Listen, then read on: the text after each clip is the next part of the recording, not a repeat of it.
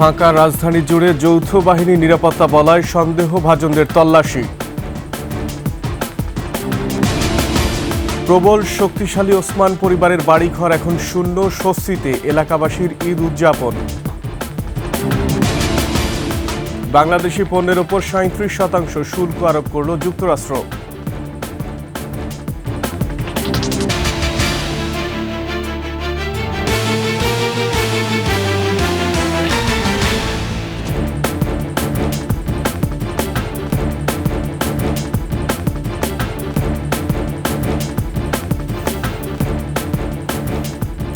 শুনছিলেন সংবাদ শিরোনাম। আমন্ত্রণ সকালের 21 সংবাদে, সাথে আছে আমি আকবর হোসেন সুমন।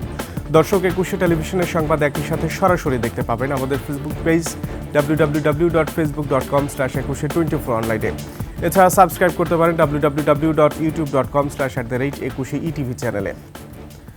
ফাঁকা রাজধানী জুড়ে নিরাপত্তা বলয় তৈরি করেছে যৌথ বাহিনী। টহল ছাড়াও বিভিন্ন জায়গায় স্থাপন করা হয়েছে চেকপোস্ট। সন্দেহভাজনদের করা হচ্ছে তল্লাশি। তারা বলছেন নিরাপত্তার প্রশ্নে কোনো ছাড় নয়। রিপোর্ট করছেন দীপু শিকদার। গভীর রাতে কালশী এলাকার নিরাপত্তা চিত্র এটি। রাস্তার দুপাশে অবস্থান নিয়ে তল্লাশি কার্যক্রম চালান যৌথ বাহিনীর সদস্যরা। সন্দেহভাজন যানবাহন আর যাত্রীদের তল্লাশি চালানো হয় নিরাপত্তা চৌকিতে। তো এইসব চেকিং চললে হয়তো আমাদের দেশের পরিস্থিতি ভালো দিকে যাবে। গভীর রাতে রাস্তায় বের হওয়া অনেককে তল্লাশির পাশাপাশি করা হয় জেরা। যৌক্তিক কারণ দেখাতে না পারা বা সন্দেহজনক আচরণ করায় অনেকের বিরুদ্ধে নেওয়া হয় ব্যবস্থা। ক্ষমা চাচ্ছি যে আমাদের এভাবে বের হওয়া ঠিক না। এছাড়া অনেক জায়গায় হেলমেট আর বৈধ কাগজপত্র না থাকায় নেওয়া হয় আইনি ব্যবস্থা। যাত্রীর মাথায় ছিল হেলমেট, কিন্তু ওই লকটার লেগে আর মাথায় দিয়ে রাখতে পারে না। আমি নতুন চালানো শিখতেছি, যার কারণে লাইসেন্স আমার হয় নাই এখনো। অবশ্যই এটা হচ্ছে আমাদের বেআইনি কাজ হয়েছে একে তো। যৌথ বাহিনীর পক্ষ থেকে দায়িত্বরত পুলিশ কর্মকর্তা জানান, নিরাপত্তা প্রশ্নে কোনো ছাড় নয়। অনেকে বিরক্ত হইতেছে যে অযথা আমাদের চেকপোস্ট বসাইছে, আমরা তাদের ডিস্টার্ব করতেছি এভাবে। বাট ম্যাক্সিমাম মানুষই যারা ভালো ভদ্র ব্যবহার করে, অনেকে আবার বাহবা দিতেছে। রাজধানীর বিভিন্ন পয়েন্টের মতো জিগাতলা এলাকায়ও ছিল পুলিশের টহল দলের তল্লাশি। এছাড়া পান্থপথ এলাকায়ও পুলিশের চেকপোস্টের পাশাপাশি টহল ছিল সেনাবাহিনীর। অন্যান্য কার্যক্রমের পাশাপাশি এভাবেই নিশ্চিত করা হচ্ছে ফাঁকা ঢাকার নিরাপত্তা। দীপু শিকদার, 21 টেলিভিশন, ঢাকা। প্রবল পরাক্রান্ত ওসমান পরিবারের প্রতাপ নেই এখন নারায়ণগঞ্জে। ঈদেও তাদের শূন্য বাড়িতে উঁকি দেয়নি কেউ। অন্যদিকে ফ্যাসিস্ট বিদায়ের পর এবার স্বস্তিতেই ঈদ উদযাপন করেছে বিএনপি জামায়াতের নেতাকর্মীরা। নারায়ণগঞ্জ থেকে রবিউল ইসলামের তথ্য ছবিতে ডেস্ক রিপোর্ট। নারায়ণগঞ্জের ত্রাস শামীম উসমান পলাতক। একসময় উসমান পরিবারের ভয়ে মানুষ তটস্থ থাকলেও 5 আগস্টের পর মিলছে না দেখা। ঈদে তাদের বাড়িগুলোর ধ্বংসস্তূপ যেন উপহাস করে সে কথাই জানান দিচ্ছে। এখন তো এদের কোনো নামগন্ধ নেই, আর কিছুই নেই। এই যে বাড়িঘর সব ভাঙ্গা, কেউ নাই, সব তো নাই হয়েছে, উদা হয়েছে। ওরা এই দেশটাতে জ্বালা গেছে, একটা কথা কইতে নেই, হামলা মামলা ঘরতে পাইছে না, কইলে যাইতে তৈরি করে লয়ে গেছে। জুলাই বিপ্লবে ফেসিবাদ মুক্ত বাংলাদেশ। অনেক বছর পর শামীম উসমান ও উসমান পরিবারের শাসানি হামলা মামলার ভয়হীন ঈদ উদযাপন করল বিএনপি নেতাকর্মীরা। আগেরটা সময় মামায় মানুষ আতঙ্কে থাকতো, মানুষ ভয়ে থাকতো। এখন মানুষের মধ্যে ভয় কাজটা করে না। এই বছর তো আলহামদুলিল্লাহ স্বৈরাচার দেশে বিদায় হয়েছে, আমরা আলহামদুলিল্লাহ অনেক আনন্দের সাথে ঈদ পালন করলাম। স্বস্তিতে ঈদ উদযাপন ও শুভেচ্ছা বিনিময় করতে পেরে খুশি নেতাকর্মীরা।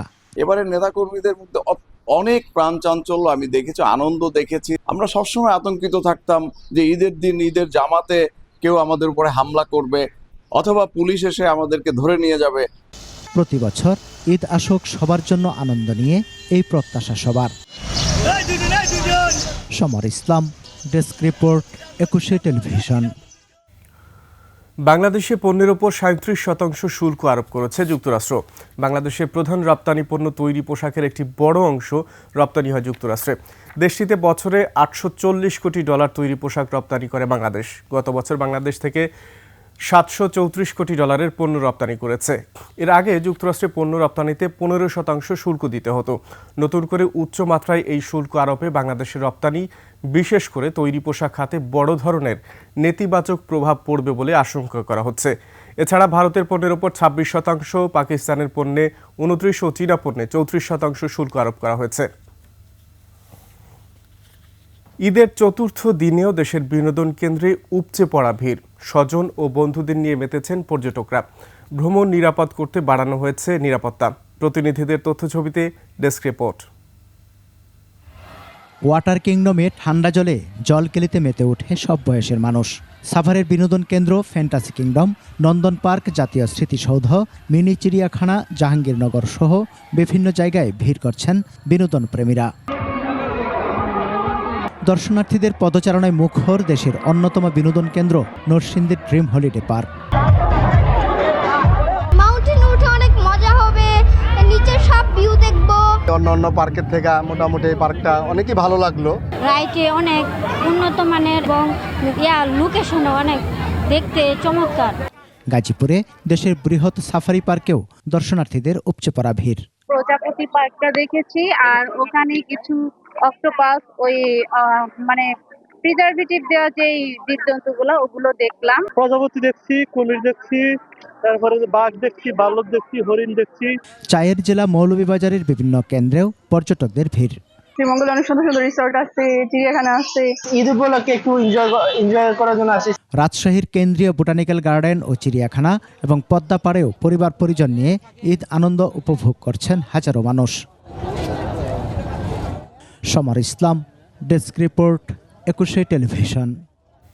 শেষ করছি সকালের 21 সংবাদ। যাবার আগে সংবাদ শিরোনামগুলো আরও একবার। ফাঁকা রাজধানী জুড়ে সেনাবাহিনীর যৌথ নিরাপত্তা বলয়, সন্দেহভাজনদের তল্লাশি। প্রবল শক্তিশালী ওসমান পরিবারের বাড়িঘর এখন শূন্য, স্বস্তিতে এলাকাবাসীর ঈদ উদযাপন। বাংলাদেশি পণ্যের ওপর 37% শুল্ক আরোপ করল যুক্তরাষ্ট্র।